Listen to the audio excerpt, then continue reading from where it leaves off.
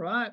I glad to have you guys out this evening. Hopefully, we'll have some more jump on the call as we continue. My name is Bobby Nicholson. I'm the founder of actprep.com and excited to talk to you guys about scholarships, excited to talk to you guys about college admissions, excited to talk to you about these ACT tests that you took on Saturday to help you turn those tests into higher ACT scores and hence scholarships and college admissions that you guys are hoping to achieve.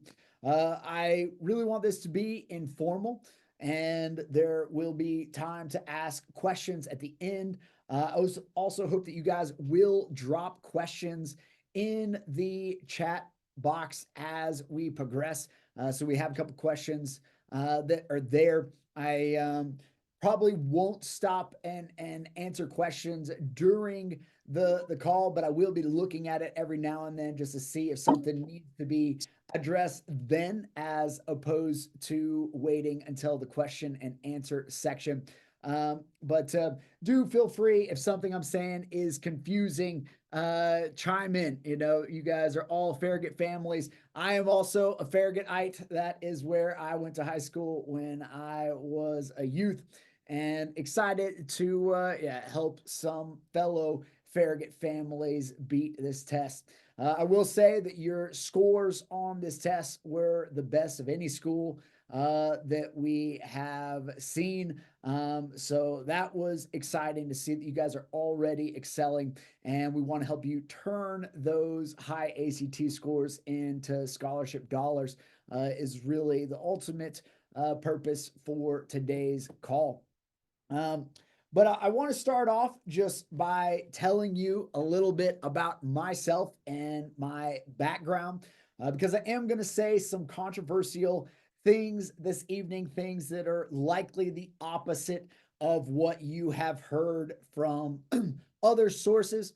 And I don't expect anybody to take my word for anything. I just hope that you will consider my background when you are deciding, you know, the credibility of what I have to share. Continue along. My background is quite different. Like I said, was a Farragutite, and I was the worst student ever when I was at school there. I never went to class. I had to retake Algebra 1 5 times when I was in school, and I eventually dropped out of Farragut High School. I never finished school. And I tried to make it in the real world without having a high school diploma, and found that things were not going to go as I had hoped. So I became uber motivated to do something with my life. I got my GED, enrolled at Pellissippi State, and was fortunate enough to have mentors who took me under their wings and taught me how to be successful at school and life. And it worked. I made almost perfect straight A's when I was at Pellissippi. I have one of the highest math averages of any student that took the classes that I took. I made also a perfect 100 in every math class that I took when I was there. I was president of my student body. And after, well, right before I graduated from Maryville College, I made it on USA Today's All Tennessee academic team for the transition that I had from high school to college. Since then, when I graduated, I wanted to be to others what my mentors in college were to me. And so I knew that I wanted to work with high school and college students. We were originally doing a nonprofit for at-risk youth, designed to get them prepared to be successful in college. And the one thing we had that was monetizable, that was in line with our mission, that we could do to make a living from it, was the tutoring and the ACT prep. So 13 years ago, I started tutoring on the side, doing ACT prep on the side to see if there was a demand, and I ended up filling up, started hiring other coaches, and that was how we got started 13 years ago. Since then, I've worked with more than 2,000 students on the ACT. I've trained more than 30 coaches on the ACT, and I eat, breathe, and live this daggum test. And I love it. Still love it 13 years later. And so A lot of what I'm going to share with you today is what you likely haven't heard from elsewhere. The schools do, especially Farragut does a great job of teaching a lot of scholarship basics, a lot of college admissions basics, and the foundational stuff. But I'm going to touch on some things that even a lot of our Farragut families usually don't know, especially if you are new to this is your first kid that is going through the process.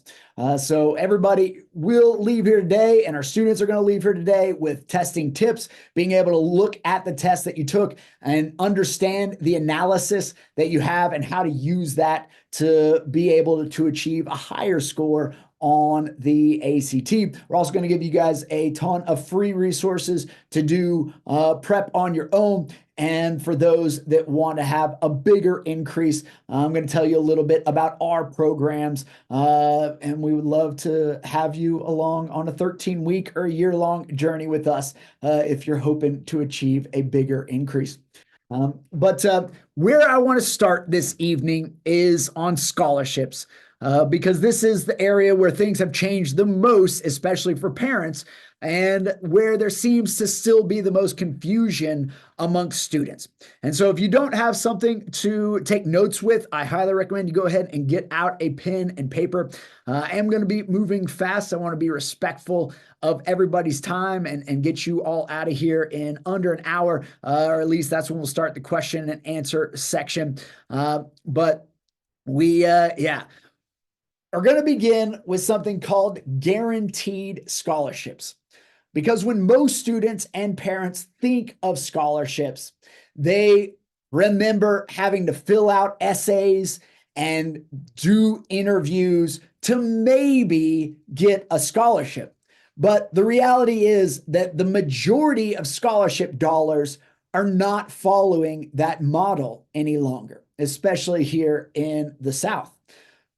The majority of schools around here have gone to the guaranteed scholarship model, where if you have a certain ACT and a certain GPA, you are guaranteed a certain amount of money based on their tiers at their school.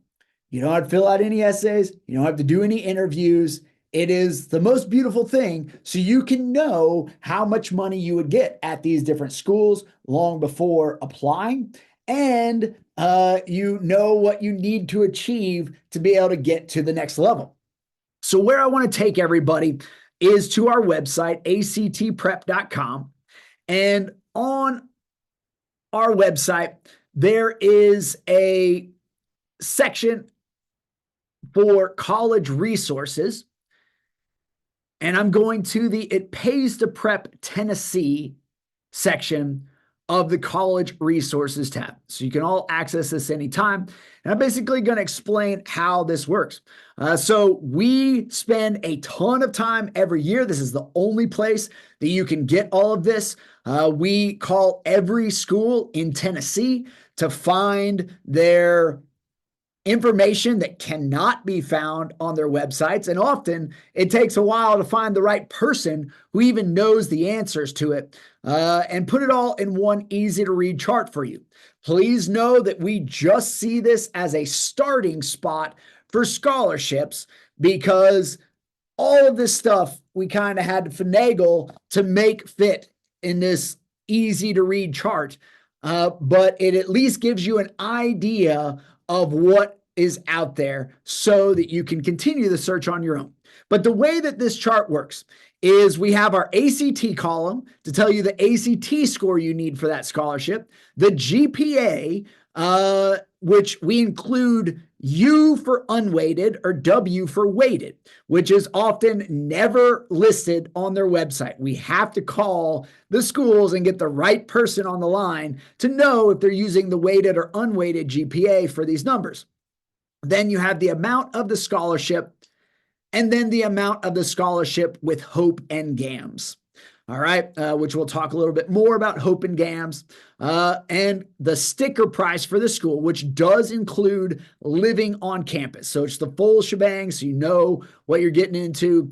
And then the amount remaining per year with that scholarship. So even though many of these scholarships are very large, they still don't compensate enough for how big their sticker price to attend that school is. So this allows you to compare apples to apples.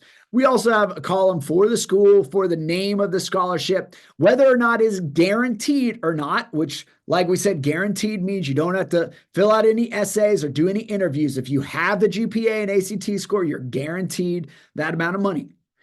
We also have a column that tells you if they accept super scores for that scholarship. Some schools will allow super score for some of the scholarships, but not other of the scholarships. So we list that on the super score column, which if you're unfamiliar with the super score, this is just where the school will take the best score from every time your student has taken the ACT and create a super score. The ACT automatically does this and automatically sends it to the schools, but they use the super score for some of the scholarships, but not for others, and that'll tell you on the scholarship column. And here are two other things that you rarely even hear about, and little will have a number or a date to base it on. So even though most schools have an admissions deadline around December, for most schools, you can continue taking the ACT after the admissions deadline to bump up the scholarship amount. For example, at UT, the admissions deadline is December. So you have to have all of your admission stuff and be admitted in December. But you can continue taking the ACT all the way up. They will take scores all the way up till July 1st. So that is often very hard information to find. And that is what this last ACT accepted for scholarships is talking about. And same thing, last GPA accepted for scholarships. And then we link you to the scholarship information because they're always updating it. And so this is about a year old. We are about to release our new one next month, but this will give you the most up-to-date information as well if you're interested. So you can scroll through this and see what you would get for these different scholarship amounts. And a lot of families are surprised to find how much money you can get for a very low ACT and GPA. For example, a 16 on the ACT with a 2.85 GPA at Tennessee Wesleyan gets you a guaranteed $10,000 a year / $40,000 over 4 years. So this is easy money, and it is a great thing to just consider schools that you might not currently be considering, or in our situation, motivate you to continue pushing yourself to those higher ACT scores, because once you get in the upper numbers, they keep getting higher and higher. On average, you're going to add $2,500 per point that you increase on the ACT score. So as we tell everybody we meet, this is the best return on investment that students can ever get for their time. Most students end up making $100 an hour for every hour that they invest into their ACT prep, and a lot of them end up making way more than that. So it is just great money. One other metric that we want to point everybody to that we think isn't talked about enough is the GAMS scholarship. So the GAMS, the General Assembly Merit Scholarship, is essentially the second level of the Hope Scholarship. And this adds an additional $1,000 per year to any school that you go to in Tennessee. So if you meet the requirements, which is a 29 composite score, it's not a super score, it's a 29 composite score, and a 3.75 weighted GPA, they will add this GAMS scholarship on top of your Hope scholarship to any school that you attend in Tennessee. So that is just a beautiful number to set your sights on. And the earlier you get started on your prep, the more likely you are to be able to hit that number. So for those of you that are considering UT, it's the most popular school around here. The last year's number, I haven't updated this with this year's number. Last year's number, you had to have a 28 on your ACT and a 3.6 weighted GPA to get the orange and white scholarship, which was $1,500 a year. Or if you had a 28 and a 3.8 GPA, that's the lowest level of the volunteer scholarship, which starts at $3,000 per year on top of the Hope. So that comes out to about $8,100 per year on average with the Hope at UT. And then the next metric is a 30, and the next metric after that is a 34, which is full tuition at UTK. So this is a chart for you guys to play around with and just see what schools you're thinking about going to. You can also type in the college here if you know what schools you want to go to, just to see what they have. Yeah, this is that chart. We also do this for out of state. So if you are thinking about going out of state, we have the most comprehensive out of state scholarship guide that we have ever found. And the update that we are about to do to this is going to add hundreds of more out of state scholarships. And we only include guaranteed scholarships on these out of state scholarships. So you can consider schools that you might not be considering right now, hundreds and hundreds of scholarships for you to be able to search on there. So yeah, love for you guys to come back and check this out on your own with the schools that you're thinking about going to. Yeah, before we move on to the next part, which is where I want to get into college admission stuff, does anybody have any questions about the scholarship guide that I just went over?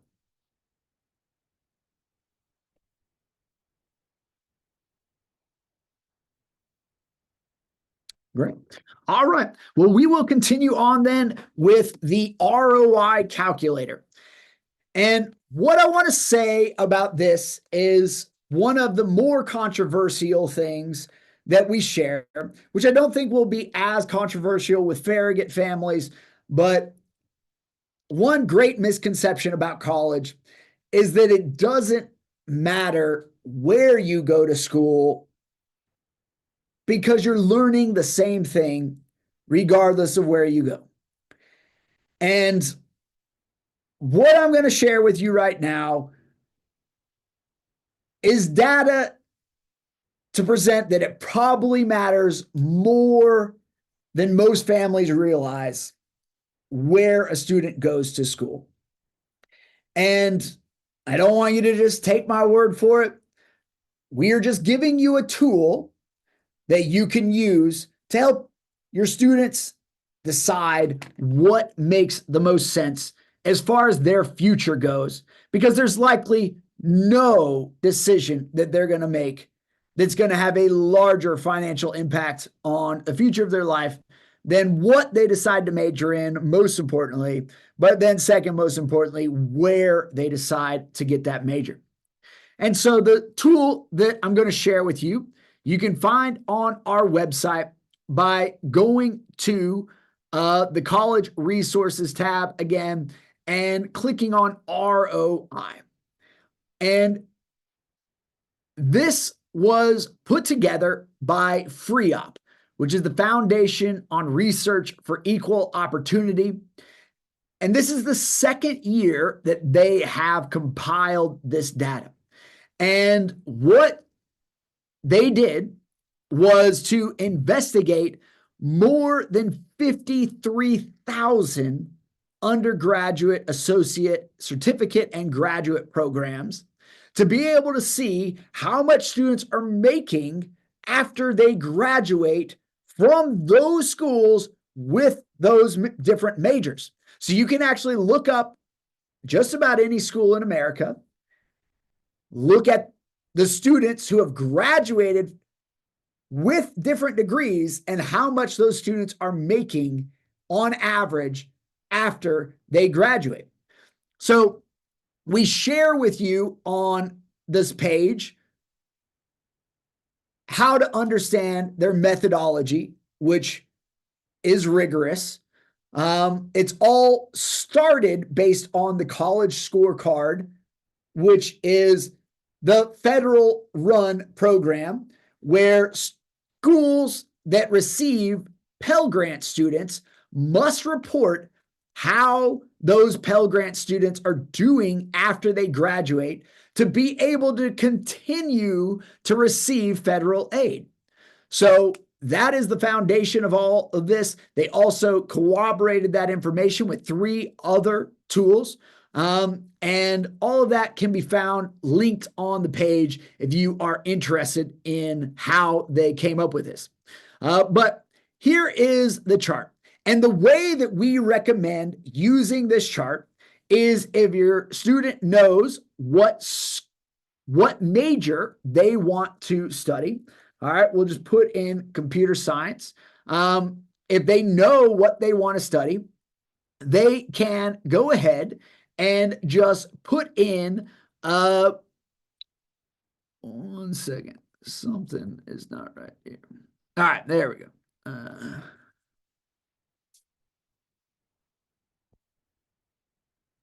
All right, there we go. So they can put in whatever major they are considering to see how much money students are making at the schools that they are considering on average. All right. They can also consider other schools and see how much students who graduate from those programs are making after they graduate. And they do some pretty big projections on here as far as lifetime return on investment. And I don't pay too much attention to all that. But what can't be denied is the earnings 1 year after completion. And this is the most conservative numbers they have because the numbers they are getting are actually after this date. So it's 10 years after the student starts the program. So at about age 28 is when this data is being collected.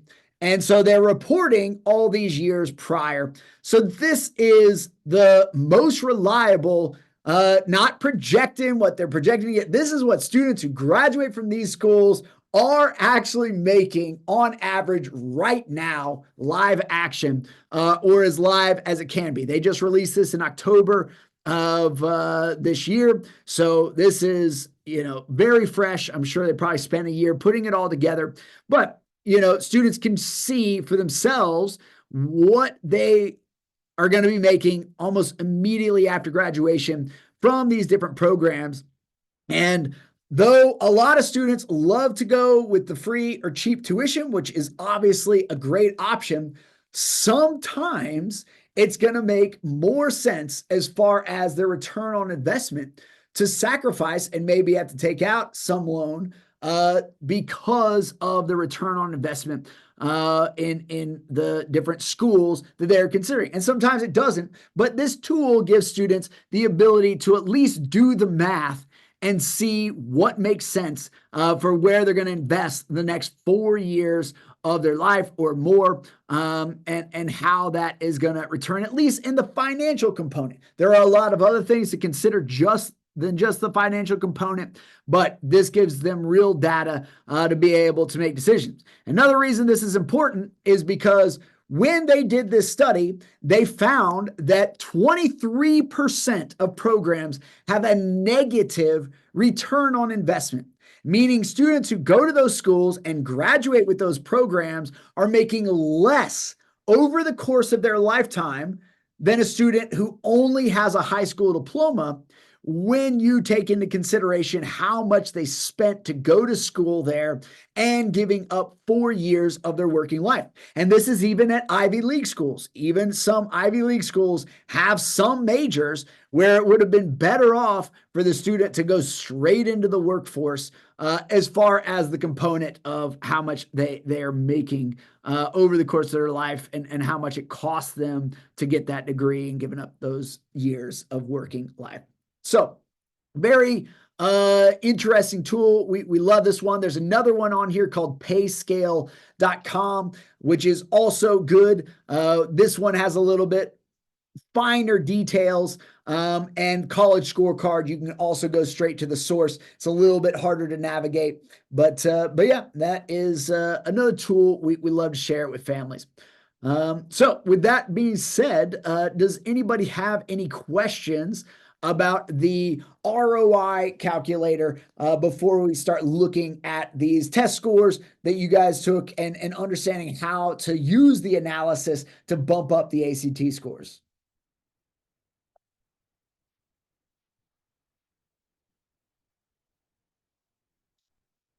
Great, great. Awesome. Well, I would love, if you do have any questions, to please start dropping those in the chat. We can go over so many different things this evening, but I want to stay focused on exactly what you hope to get out of the evening. Just a quick question. In the college selection, college will just see the the ACT score, or they also do the GPA of the high school? They are also going to see the GPA. Yes, they're going to use both at the vast majority of schools. They're going to use both to determine both admission and scholarship. Some schools test optional or test blind, so they will only be considering the GPA. But if you offer the ACT, they're going to look at both the GPA and the ACT score. Okay. Yep. Thanks. Thank you for the question. Any other questions before we go to the next section?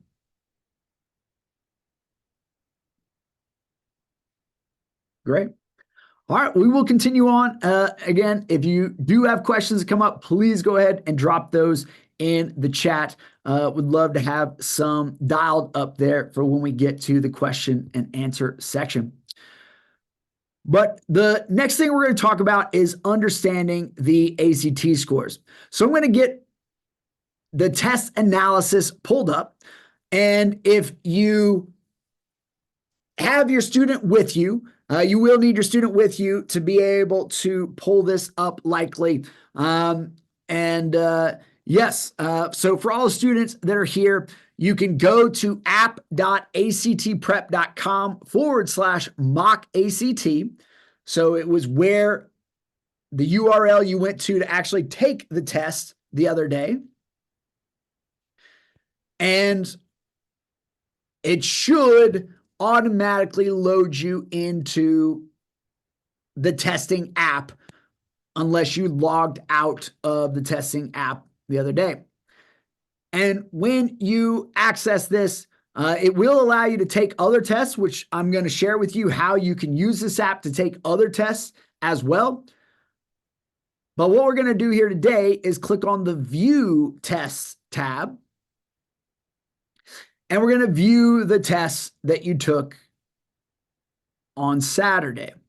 So you just click View Analysis on the 2004 test. That was the test that we took on Saturday.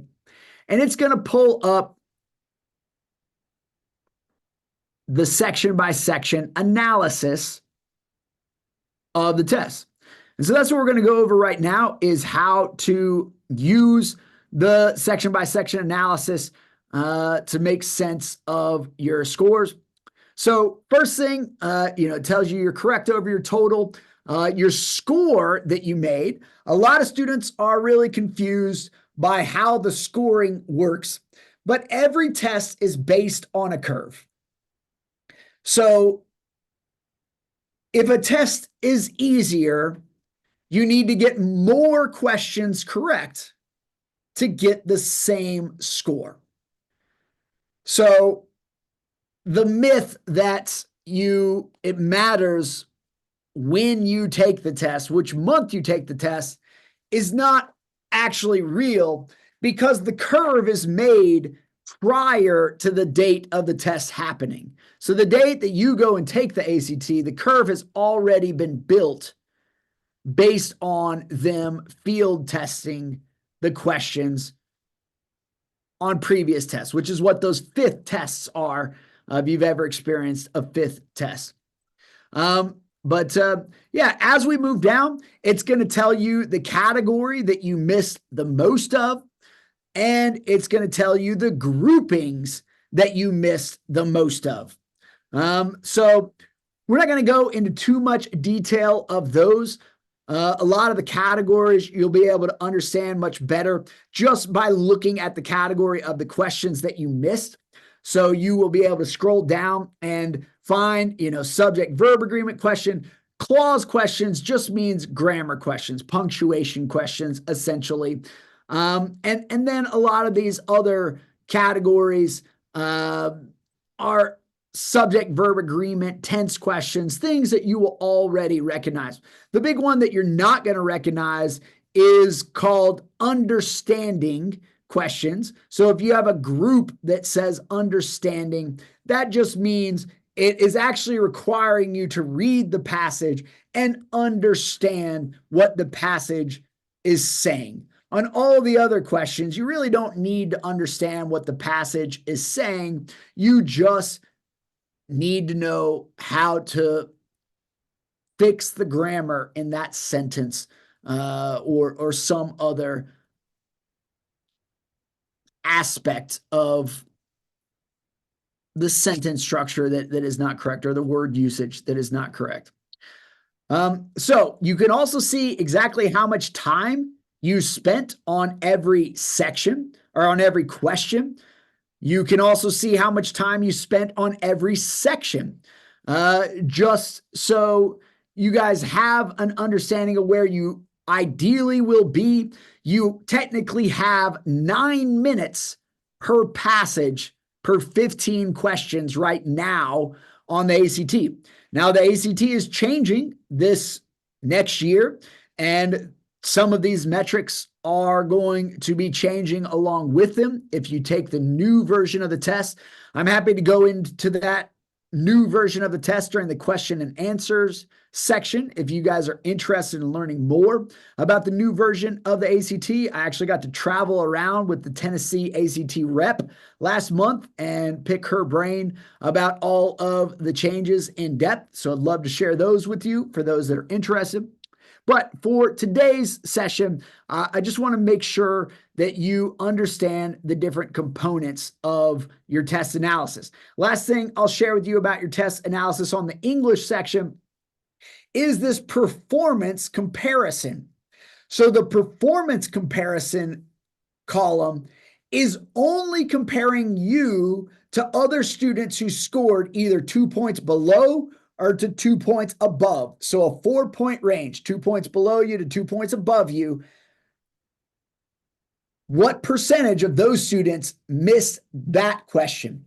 And what this is going to help you do is see questions that you missed that were likely simple errors, or there's something very simple that you can learn to be able to get those correct. So if 98% of students that scored about what you scored got that question correct, that means that is probably something very easy for you to learn and get correct on your next test.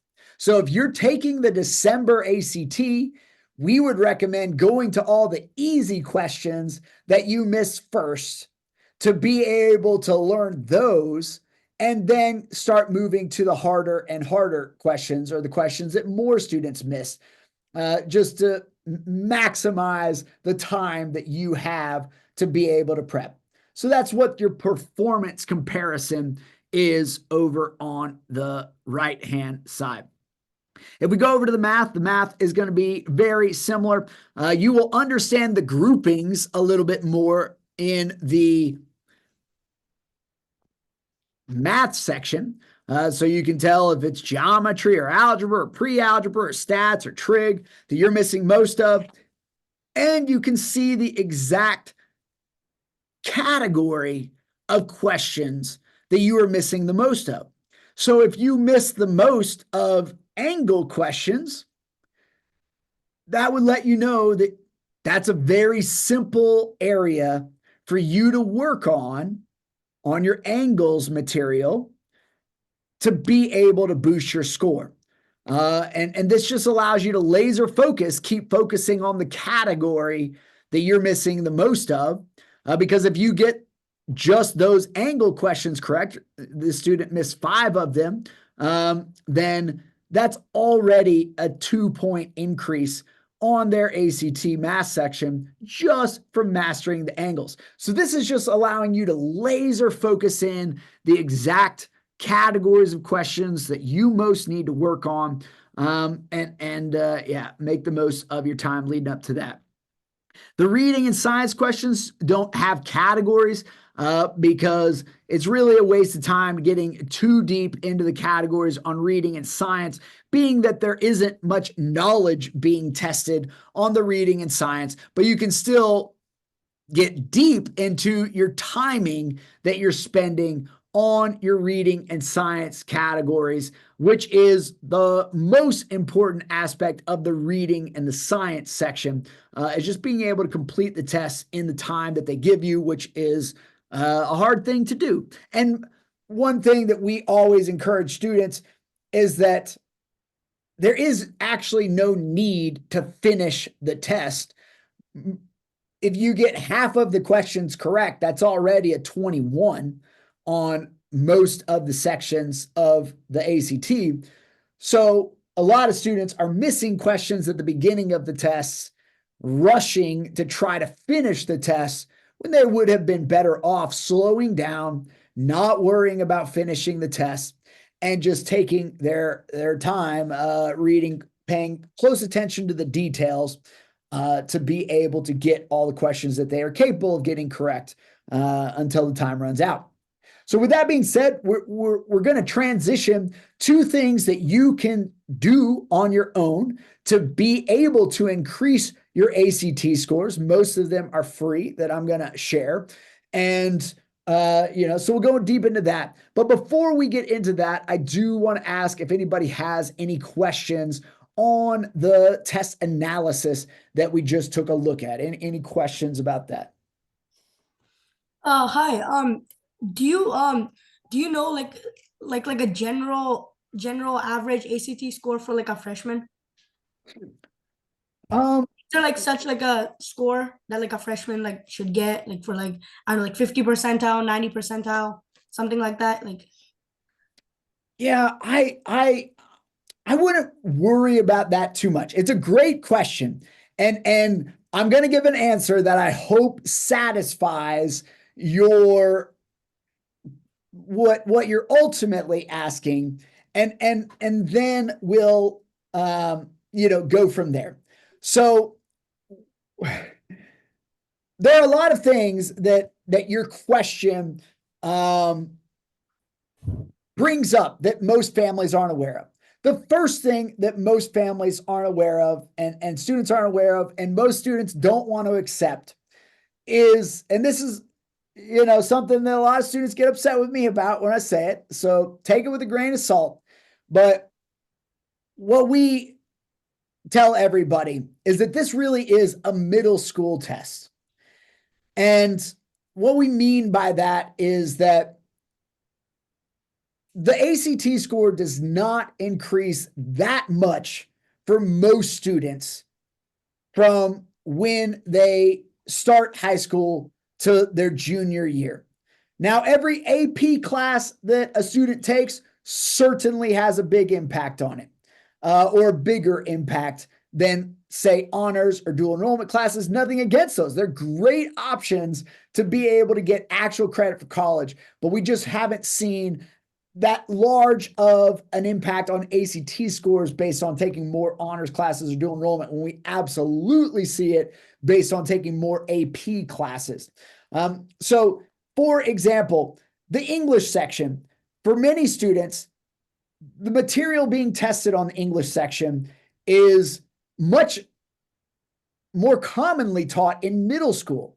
The grammar, the sentence structure, subject verb agreement, all these things are emphasized and taught way more in middle school than high school. And we had a 7th grader 2 years ago or 3 years ago now, whatever it has been, who did our program as a 7th grader and ended up hitting a 36 on the English section. And for a lot of students, they would have actually done better on the English section had they taken the ACT sooner. So the math is the one section that students are missing quite a bit of content based off of what you are learning your, freshman, sophomore, junior year, because you have geometry, you have algebra 2, which are very heavily tested. Stats, there are 6 stats questions on the test. That's not going to have a huge impact on most students. What about pre-cal? Well, pre-cal, there are 4 pre-cal questions per test on average. And so for a lot of students, we recommend, if you're waiting until pre-cal to take it, you're losing half of the test, which is middle school math, which is pre-algebra and algebra 1, which a lot of students took in middle school. So a lot of what we fix in our high school students' math is much more the pre-algebra and the algebra, and even the algebra 2 for students that are waiting until they finish pre-cal to really get serious about prep. So I say all that to say, I wouldn't base it on your composite as a whole, as far as how you compare to freshmen. I also, wouldn't base it to a national average, because the national average, it includes everybody, regardless if they're going to college or not. And so the national average for students that actually go to college is higher than that. And, all that to say, let me throw all of that out. The reality is, everybody probably needs to increase their expectations of what they're capable of and see no worries about where they are. So what we say to everybody is that a bad ACT score doesn't say anything about what a student is capable of. Literally nothing. We have students who start our program. I had a 16 on the ACT when I was your age. A 16. I have a 34 now. So it's not an IQ test, and it doesn't say anything about what you are capable of. And so we say that a great score says a lot about a student. Low score doesn't say anything. So whatever you scored right now, it doesn't matter at all. All it's telling you is where you're at. And regardless if it's good or not in comparison to others, it can be in an entirely different place if you are willing to put in the work. And that's what we're going to talk about next, is what work you can do to maximize your time to bump up that score, so it's great regardless of who you compare yourself to. Does that help at all? Is a lot. Yes, it does. Also, you talked about how to improve your score on math and reading. What about the science section? Yeah, so the science section is very, for the science section, it's not mainly about biology and then chemistry. It's just more science / reading based questions that you have to follow the instructions and stuff. So so there are actually only 4 questions that require outside science knowledge. And there are a lot of things that make you think that you need more science knowledge. And certainly having exposure to some of those things will help, but they are unnecessary, because the majority of what they're testing on the science section, like you suggested, is just your ability to read charts and graphs and think scientifically. So if you want a simple tip to do better on the science section, it's to stop reading the passages. You should go immediately to the questions, because for most students, the passage is just going to confuse you and take up more of your time. than is necessary, because you can just go to the question and answer the questions directly from the charts and the graphs for 80% of the questions. And so for those other 20%, one, you don't even need to get them correct. Great score. But two, then you just start getting good at reading the part of the passage that you need to read to be able to get that question correct. So that would be a simple low-hanging fruit tip that we would give students on the science section, is to stop reading the passages, go directly to the questions. 80% of those questions can be answered directly from the charts and the graphs. And don't think that you need to know what the words mean. A lot of students will just skip questions where they don't know what a word means.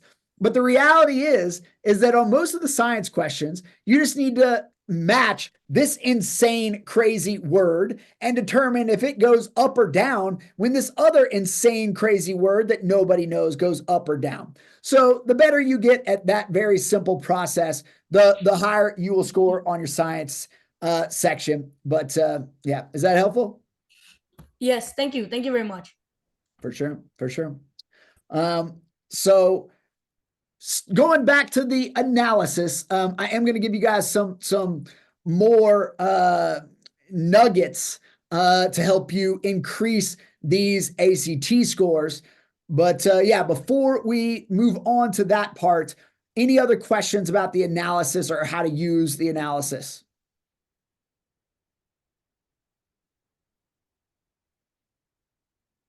Great.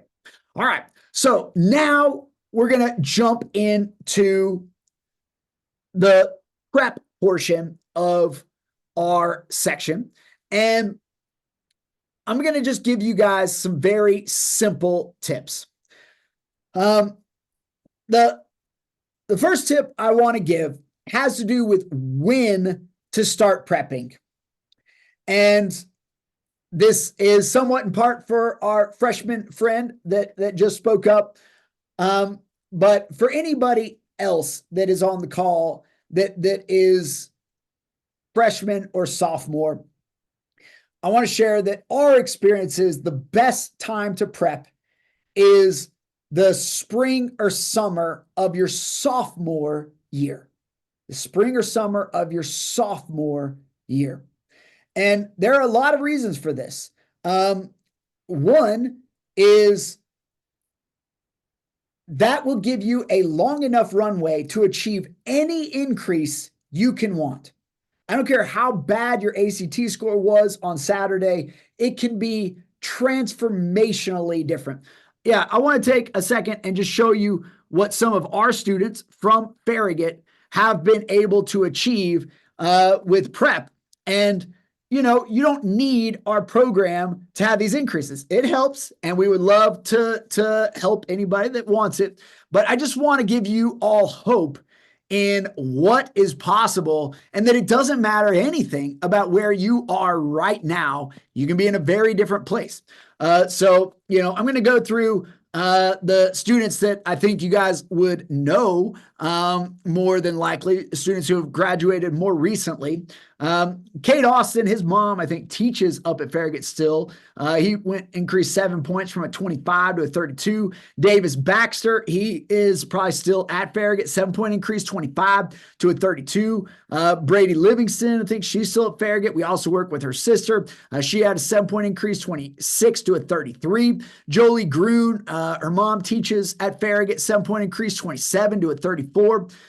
Will Duncan, many of you know her mom. She was at the mock ACT. He increased 7 points, 27 to a 34. Ty Finnegan, some of you probably know his brother Luke, increased 7 points, 27 to a 34. Nathan Bacco from Farragut. Yeah, I think his mom might teach there too. Can't recall for sure. But Allison Schaefer, I think she's still there. 8 points, 18 to a 26. Bailey Wilson, I believe, is still there. Farragut, 8-point increase, 21 to a 29. Rowan Floyd is still there. 8-point increase, 21 to a 29. Wyatt Redder from Farragut, 8-point increase. He's still there, 22 to a 30. Andrew Peon still there, 8-point increase, 23 to a 31. Yogi Patel, some of you might know him. I think he graduated a year or two ago. 8-point increase, 27 to a 35. Abby Doyle's still there. 8-point increase, 27 to a 35. Trevor Coggin, some of you might know him or one of his siblings. 9-point increase, 24 to a 33. Divya Patel is still there. 10 points increase, 24 to a 34. Grant Coggin, the Coggin family, 11 points increase, 21 to a 32. Raheem Rashid is still there, I believe. 11 points increase, 22 to a 33. And the record holder of our entire program is Claire Grun, who was a Farragut grad. 13 points increase from a 21 to a 34. So I share all that to say that regardless of where you are at on this test, it doesn't matter. You can be in an entirely different place. It's probably going to take way more work than you want to do and way more work than you are thinking. But my goodness, thinking back to all the scholarship money that is available, thinking back to the doors that can be opened from these different schools that you can get accepted into that we went over earlier, you're not going to get an opportunity like this again in your life. The return on investment per hour invested, $100 an hour is $200,000 a year in today's money. So most of you will likely never again have the opportunity to make as much per hour invested again in your lives. And we hope with everything in our being that we can get you to invest that time now into this. Future you will thank you that you did. And so that's what I'm going to go over now is what it would take. And that's why I want to emphasize starting earlier, because if you start earlier, you have a long enough runway, 10-point increases. You saw a ton of students from your school who had 10-point increases or more on their tests. Very hard to do, but 8-point increases, very possible, absolutely possible if you give yourself a long enough runway. So that is a great year to start prepping. And another thing that families aren't thinking about often with prep is the PSAT is taken at the beginning of your junior year, which is going to open doors for you because nobody preps before the PSAT. So if you prep, you are way more likely to stand out at that test if you have already put in the time. Another thing is dual enrollment eligibility. Another thing is governor's school competitiveness. Having a higher ACT score by your end of your sophomore year, beginning of your junior year, is going to make you stand out on governor's school applications as well. And as we said before, this is mainly a middle school test, and the only section that you really don't have the material is the math section. Which is only a part of the math section, the geometry and algebra 2, which a lot of you have already taken by the end of your sophomore year as well. So all things being said, the pros super outweigh the cons if you have that time to start earlier, and school is also usually less hectic, into your sophomore year. So just some thoughts. Next thing I want to emphasize is putting in more time than you think. Most students think they can just learn some tips and tricks, and maybe you can to get some easy points. But if you're wanting to achieve the types of transformational growth that you saw on the screen a minute ago, you're going to be putting in well over 100 hours of prep. I assure you, every student you saw on that board did more than 150 hours of prep, which sounds insurmountable when you hear it as 150 hours, but it's only an hour and a half to 2 hours a day for 3 months. So if you break it down into little bits, then it's manageable. And so the earlier you can get started, the better it will go for you. So a couple tools that we're going to give you guys for free that you can find online to get you started is crackab.com. So everybody write that down, crackab.com, crackab.com.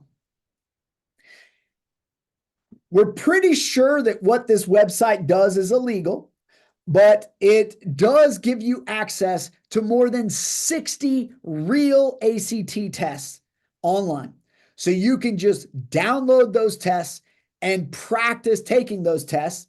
And the great news is that you can use our Mock ACT app to take those tests. So we have all of the tests programmed in to the Mock ACT app, at least the answers. And so you can just take it on your phone just like you did. It'll automatically grade it for you. It'll automatically categorize it for you. It will time all your questions. It'll time all your sections. And you guys can continue to use that for free. And for the reading and the science section, taking a bunch of practice tests is probably the single best thing that you can do. Now, doing it in a very particular way, you can take those practice tests much more intentionally, trying to practice certain strategies. And a book that we're going to recommend is the ACT Prep book, Black Book, the second edition. Now, a lot of things, like I said, are going to change now that the ACT is changing in such a large way. But those are some tools to get you started. And the other book that you're going to need is the official ACT Prep Guide. So this is the book that comes from the ACT, and Mike Barrett is going to reference this book because he can't actually give you the questions from that book in his book. So that is a tool for you guys to be able to prep on your own. But the simplest thing really is just getting on crackab.com, printing off tests and taking practice tests. Learning from your mistakes is a free and simple thing that you can do. And then for those of you that do want to achieve, 5-point increases or greater, we would love to have you in our program. Our program is not for everyone. It is an intense program. It is an hour and a half to 2 hours a day, 6 days per week for 13 weeks. And we would really want to emphasize even more our year-long program called our 34 plus guaranteed program. So if you are wanting to achieve greater than a 5-point increase, our year-long program is the best program we have. Nearly everybody that completes the year achieves an 8 to 10-point increase on their ACT.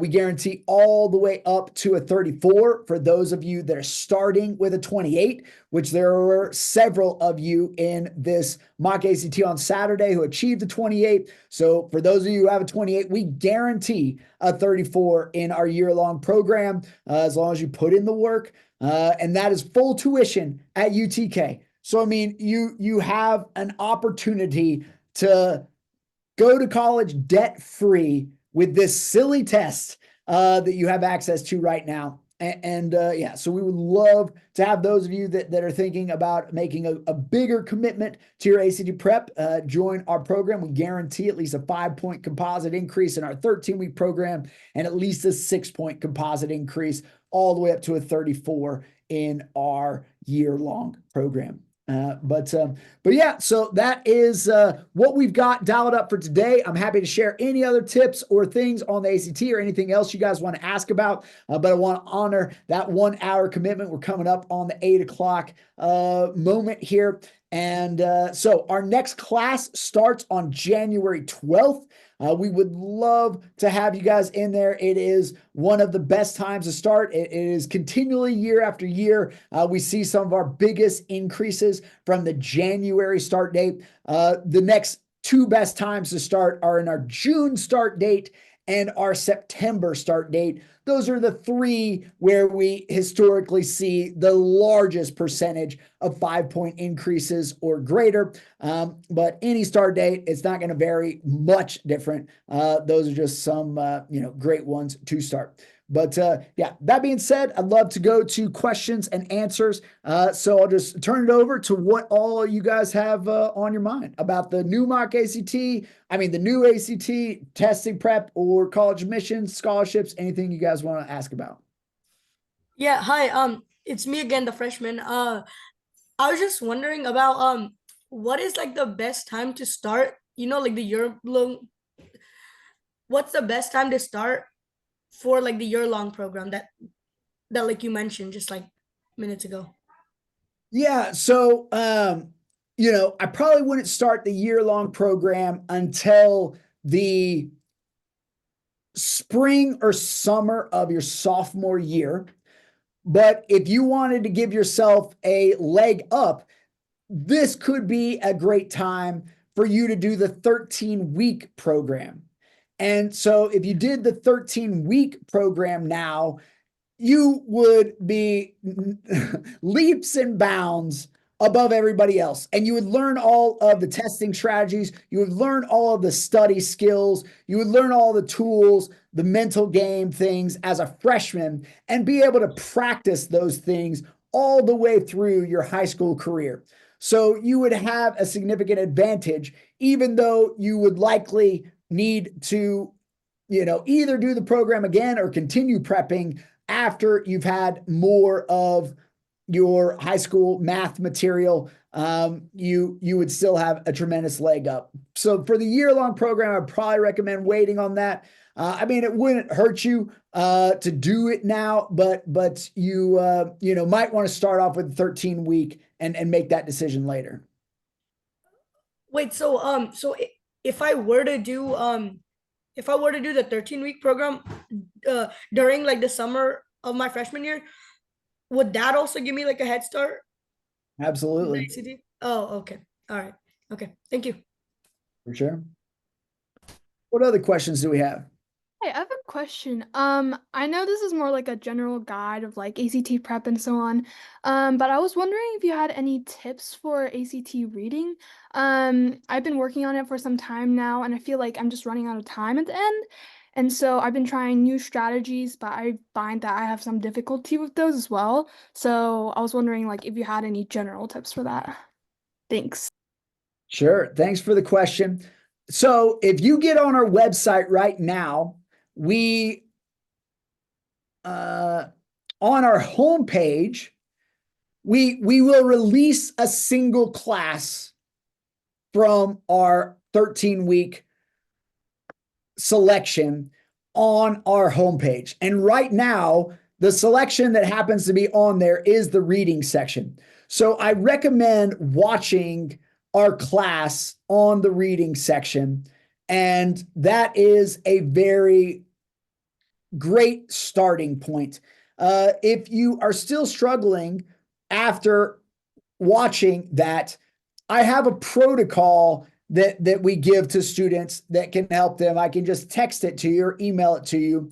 You can email me at bobby@actprep.com and I can send you that. But more than likely, that video right there, as long as you put in the hours, so it's probably going to require about 12 more hours of prep. You're likely to see, in the realm of 3, 5, maybe an 8-point increase in that 12 hours on your reading section after watching the video and doing the work. You got to put in the hours, and practice that stuff, but that should help. Okay, thank you so much. You're welcome. All right. What other questions do we have? Hi, this is Sarina. So one question I have is how many attempts can a student make on ACTs? They can just do it once, or are there any more attempts they can make? Great question. So this brings me to a point that I think is so misunderstood about the ACT. A lot of families come to us and they don't even know that they can sign themselves up on the ACT website, and that the ACT happens about every 2 months. Students waiting until their junior year to take the ACT the first time is one of what we consider a great tragedy of our, current model. If students are serious about scholarships, they really, there's no reason that they shouldn't have already taken it their freshman year and then gauge it again their sophomore year to see how much they increase. And they probably are going to find, as we see again and again on students who take our mock ACT from middle school on, that it really doesn't increase that much unless they're taking AP classes. So all that to say, a student can take the ACT 12 times. Oh. And they can sign up on actstudent.org for their own tests anytime in any grade. And so you are able to get on there right now and sign up for that. And a lot of families are worried about it looking bad with a student have taken the test lots of times. But the reality is, and I hope you will ask college counselors, which I'll give you a tip on that here in a second. Ask college counselors what their thoughts are on it, because all they care about is that you get the score. And it says a lot to several of them that you worked that hard to get that score. But a lot of them, if it's below a certain score, they're just really not paying attention to it too much. And if you get that score, they're really not getting into the details. And even if they did, it is so rare for that to be a determining factor. I mean, I literally never have heard of it. Never once in all the college counselors that I've asked have they ever said that it weighed on their decision in whether or not to accept a student or give them a scholarship or not. And maybe I'm wrong about that. You know, this is just anecdotal of the college counselors that I talk to, which I talk to a lot. We literally call every college counselor or at least every school in Tennessee every single year to get those numbers for our Pays the Prep scholarship guide. Doesn't mean I'm right. It's a small sample size, but I just can't emphasize enough that you take the test as many times as you need to take the test to get the score. And the score is really all they care about ultimately. Did that answer your question? Yeah, that answers. Thanks a lot. And one follow-up question is, does it do they count best out of those many attempts, or the final one will be the one that will be the final score? All right, so this is on a college by college basis. So every school gets to determine their policy on whether or not they accept super scores. So what you're referring to, the average of the best, that's called a super score. And that's what this column is talking about. So it would just take their best English score, their best math score, their best reading, best science from all of the different sections and create a super score. The ACT automatically sends the super score, but not every school will accept the super score. For example, Auburn is one that does not accept super scores, or at least historically they haven't. They change these policies all the time. So I'm not sure. I haven't looked into Auburn in a couple of years, but that used to be the common example around here that doesn't accept super scores. But most schools in Tennessee are going to accept super scores. So you are at an advantage to take it many times. And yes. Does that answer that question? Yeah. Thank you so much. Yeah. On before we go to the next question, I want to piggyback one other tip on that a lot of families also aren't thinking about. So a lot of families are going to their high school counselors to be able to get their information. And as amazing as the Farragut counselors are, there is no way any human can keep track of how often the policies and everything changes at all these different schools. And another thing is that the colleges want to recruit you to come there. So what we recommend to all of our families is that instead of going to your high school counselors, if you know what colleges you're thinking about, always just call the college directly, because you're almost always going to get somebody on the phone right then because they want you to come to the school. You know, that's their sales division, essentially. They're going to get a salesperson on the line to talk to you right then when you're wanting to talk to them. And so you can usually get any questions that you have answered, and you don't even have to tell them your name if you're worried about if, you know, something you would ask would maybe hurt their chances of admission or something. They're really, you know, yeah, you don't even have to tell them their name, and that's how you get the fastest answer. And the most accurate, the most up-to-date answer directly from the school, because they're always changing. So, you know, that anytime you have a question like that, if you don't know the answer, it's often just best call college. Yeah, that's a great tip. Thank you so much. Sure. Next question. Hi, I'm trying to get into the actprep.com, but I can't get in to like access my scores and see all of the statistics. Sure. So if you are on a computer, it sometimes doesn't pop up on your phone. You go to the sign in tab and click on mock ACT, and that should take you right to it. If Okay, you're on thank your you. phone, yeah, did that work? Can you click it? Let me go and try that right now. Okay. But yeah, that should instantly solve it. So you can always get there by just going to the website, clicking on sign in, and going to the mock ACT. Next question. I was wondering how you guys teach. Is it like one-on-one for like 1 hour or? Sure. So we do offer one-on-one. And contrary to popular belief, our biggest increases come from our group program. And I know that doesn't necessarily make sense in a lot of people's minds, but there are a lot of things that we can do in our group program that we just can't do in one-on-one prep. And the biggest thing is the community aspect of having a ton of other students that are working their tails off to be able to achieve their increases and seeing their successes and hearing their successes and being a part of a team. So we use a team-based structure. So every student in our program is on a team, and those teams are competing against other teams to win gift cards for their teams every week.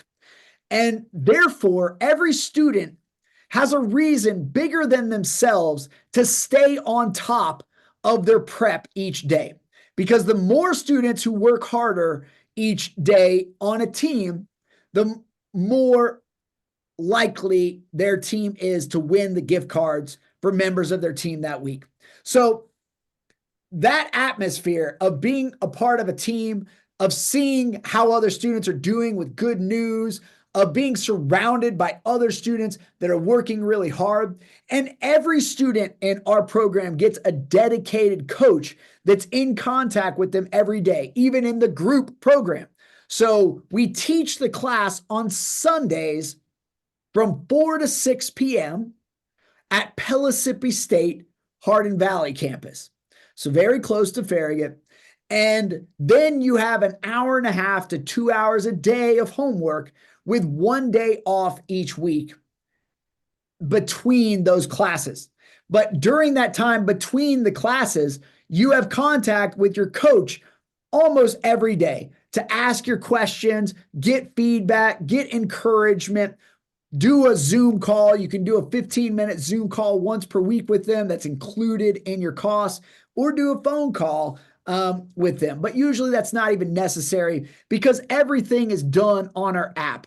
So you guys got to see the mock app, but excuse me, everything in our program is done on our app. So it just keeps everything nice and organized. It lets you know exactly what you need to do every day. It keeps track of all of your stats. It lets you know your projections. It lets you know what you need to do. So most everything is just done right here. It keeps it super organized.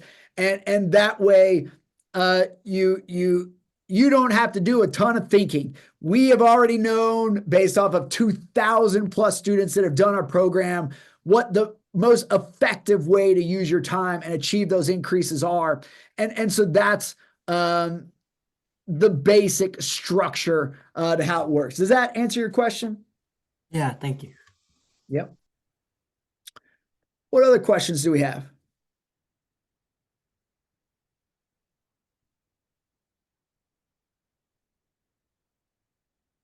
Awesome. Well, everyone, I appreciate you so much for taking the time to come out here. I hope everybody got some useful stuff. We know that our program is not for everybody.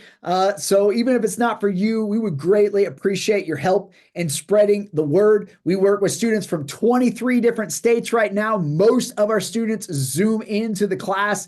And if you have any relatives anywhere in the nation that would benefit from a program like ours, we would greatly appreciate you sending them our way. But that's all we got for the evening. So thanks again for making it out. And if you guys do have any more individual questions, feel free to email me anytime at bobby@actprep.com. I'll get back to you as soon as we can. Thank you. Thank you. Thank you. Sure. Thank you. My pleasure.